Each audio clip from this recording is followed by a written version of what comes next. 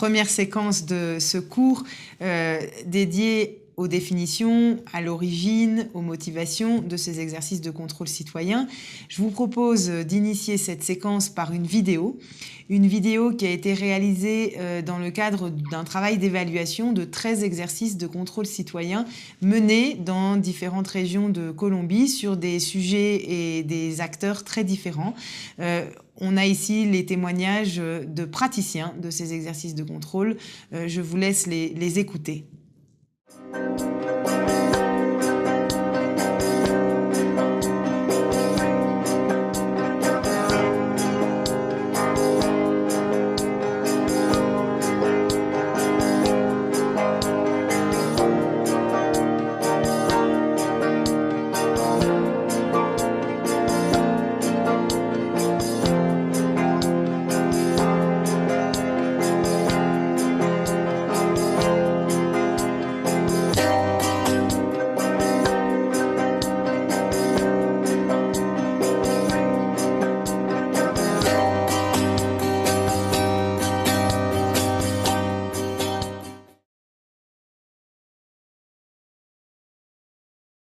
El control social es cuando la comunidad o las comunidades empiezan a preguntar, a investigar, a indagar sobre cómo están haciendo esas inversiones o gastos del recurso público. La acción colectiva es una posibilidad que se tiene en una ciudadanía como la nuestra para promover acciones de mayor exigibilidad de derechos, por ejemplo, ante el Estado, o para promover acciones de mayor compromiso de otros actores sociales y políticos frente a cierto tipo de temas y a cierto tipo de problemáticas. Pero son ejercicios muchas veces informales que no tienen un sustento jurídico o técnico, sino más se basa en la observación, en el rumor, en cosas así, pero para que esto tenga un fin y un impacto o una incidencia, realmente hay que acogerse a la Constitución, a la ley, al acuerdo, a la prueba técnica. Creemos, y yo sigo creyendo así, creíamos que los ejercicios de control social son supremamente demandantes para organizaciones de esa naturaleza, porque no solo requieren conocer un tema, poder hacer unos planteamientos sobre ese tema que se ha escuchado, requieren capacidad de interlocución. Y creo que el ejercicio de control social es un ejercicio un poco más organizado, sistémico, y como dice Alexa, pues no solamente se queda en el asunto de ir y mirar, sino que se preocupa por generar un proceso que llegue a unos resultados, a unas conclusiones y unas recomendaciones. Lo más importante de estos ejercicios no es tanto la labor correctiva como la labor preventiva.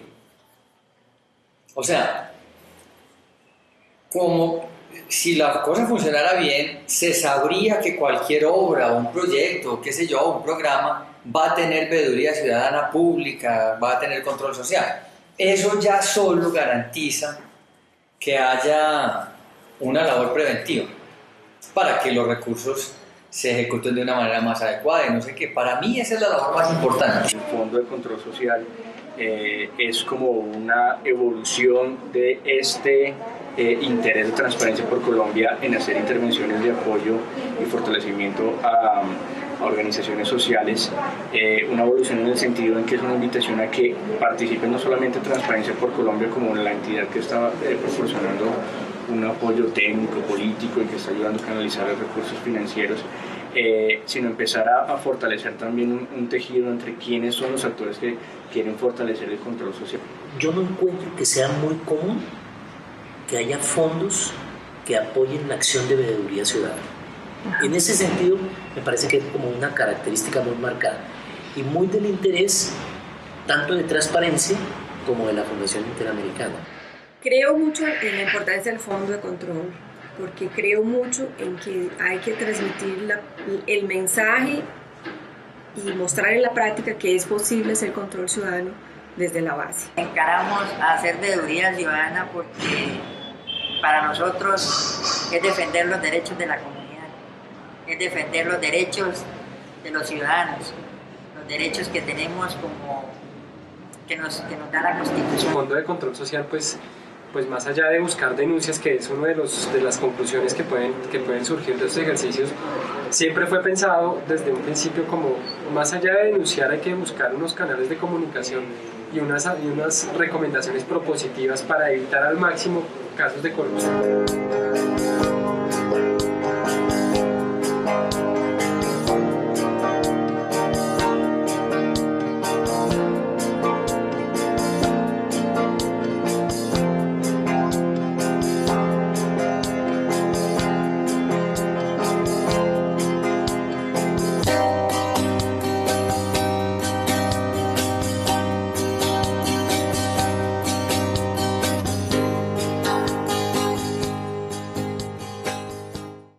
J'espère que la vidéo vous a plu et intéressé. Vous avez ici des témoignages directs des praticiens de ces exercices de contrôle social qui mènent une réflexion sur l'action de contrôle qu'ils ont pu mener entre 2011 et 2012. On voit que ces citoyens ont travaillé dur, d'abord parce que c'est un exercice qui impose une rigueur, c'est un exercice aussi qui oblige à un diagnostic et à prendre du temps d'abord pour chercher l'information auprès des institutions publiques, mais aussi du temps d'interaction avec l'institution publique qui, en théorie, doit donner l'information nécessaire pour pouvoir réaliser le travail. Il y a même, je ne sais pas si vous avez remarqué, mais il y a même un fonctionnaire à la fin de la gobernación de Medellín, une ville de Colombie, qui considère que la présence citoyenne ou le simple déroulé de l'exercice va permettre aux fonctionnaires de faire mieux son travail, tout simplement. Et lui, il dit, finalement, l'exercice citoyen a plus une valeur préventive qu'une valeur corrective. Et ça, c'est intéressant parce que le simple fait d'être présent et le simple fait de dialoguer avec l'institution publique oblige le fonctionnaire à mieux travailler, selon lui. Donc, avant d'entrer dans les différentes définitions, je voudrais quand même qu'on s'intéresse à l'origine de ces exercices. C'est un exercice récent qui a été imposé en partie par une réflexion internationale qui se menait à la fin des années 90, aussi bien au sein des institutions publiques internationales, mais aussi au sein des agences de coopération, pour dire les institutions publiques doivent rendre des comptes. On met en place un système de accountability en anglais, c'est-à-dire la reddition des comptes en français. On parle même aujourd'hui de pétition, puisque les citoyens demandent des comptes, et de reddition, et les institutions publiques rendent des comptes. Donc, cet exercice naît dans un contexte international qui va largement être imposé dans les pays du Sud, en particulier en Amérique latine, mais pas seulement. C'est-à-dire que les institutions publiques nationales des différents pays d'Amérique latine vont commencer à instaurer la participation et le contrôle citoyen au sein de leur constitution. C'est-à-dire que ces exercices de contrôle citoyen vont être légalement définis dans un cadre juridique que sont les constitutions. J'en cite une rapidement, la Constitution de 1991 en Colombie, qui clairement, et je cite, légalise les processus de veille citoyenne. Elle dit « Les organisations civiles peuvent construire des veilles citoyennes ou actions de vigilance au niveau national et à toutes les échelles territoriales. » C'est-à-dire qu'on n'impose pas le lieu du contrôle citoyen. Le contrôle citoyen peut se dérouler au niveau d'un quartier, au niveau d'une municipalité, mais également au niveau d'une institution publique nationale, on le verra tout à l'heure. Le Brésil, avec sa constitution de 1988, va encore plus loin, puisque dans sa constitution, il intègre le principe de contrôle citoyen comme un mécanisme de cogestion entre État et société civile. Donc, comme vous le voyez, c'est un mécanisme récent, c'est un mécanisme inscrit dans les cadres normatifs des différents pays, et c'est un mécanisme qui progressivement s'instaure, prend place dans la sphère publique. Alors, quelques définitions. L'une d'un chercheur colombien, sociologue Fabio Velázquez, qui définit le contrôle citoyen comme une forme de participation menée par la citoyenneté individuellement ou collectivement, qui exerce une fonction critique sur le comportement des institutions dans l'objectif d'une responsabilisation de l'institution, mais aussi d'une meilleure intégrité. On a une définition d'une chercheure chilienne, Nuria Cunil, qui elle insiste sur le fait de distinguer un mécanisme général de participation citoyenne comme aller voter, comme participer à une manifestation. Et elle considère que le contrôle citoyen est, je dirais, un exercice qui demande rigueur, qui demande diagnostic, un exercice aussi qui attend des résultats de l'institution publique. Alors en effet, vous voyez ici qu'il y a plusieurs interprétations possibles et je pense que c'est là où réside le débat théorique sur le contrôle citoyen.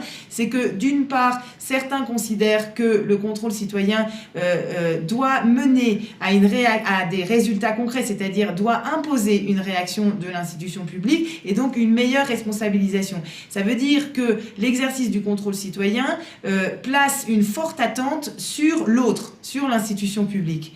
En revanche, on a d'autres praticiens ou d'autres théoriciens sur le contrôle citoyen qui considèrent que l'exercice en tant que tel, le processus citoyen qui se déroule, qui s'organise, ou les relations qui se créent entre l'institution publique et les citoyens est en quelque sorte intéressant aussi et très important pour la construction d'un leadership citoyen, voire même d'un contre-pouvoir citoyen. Donc encore une fois, deux interprétations, l'une placée, focalisée sur les résultats que va donner l'institution publique, l'autre placée sur le processus en tant que tel.